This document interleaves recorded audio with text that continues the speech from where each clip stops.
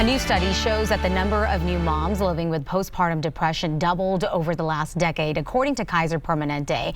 If anything, though, it's showing that if this is something you're dealing with, you're absolutely not by yourself. In Colorado, that number hovers right around 10 to 12%. It's stayed that way since 2016. However, the state has been tracking a spike in the number of new parents saying they're dealing with anxiety. That jumped to 30%. We're talking about the kind of anxiety that stops you from leaving your home or you can't stop checking on your baby.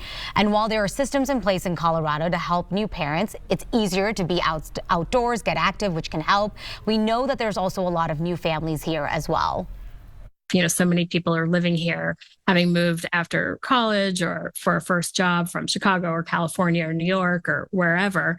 And those supports of, their mom living 2 blocks away just aren't there. So it can be harder for our young Colorado families. When I was chatting with Dr. Jennifer Harnett Adams is that she has seen her patients reach out, they get help, and then they feel so much better. There's also a lot more awareness, which helps with the stigma. People on social media sharing their stories. Providers are educating themselves, and there's also more screenings at the OB-GYN and pediatrician's office.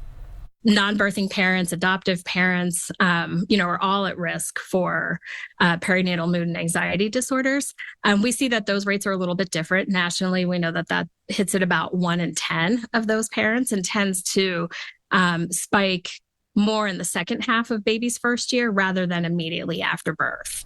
Your doctor is a great place to start for help. There is also the Postpartum Support International. There's a local chapter called the Colorado Perinatal Mental Health Project. They've got some free resources.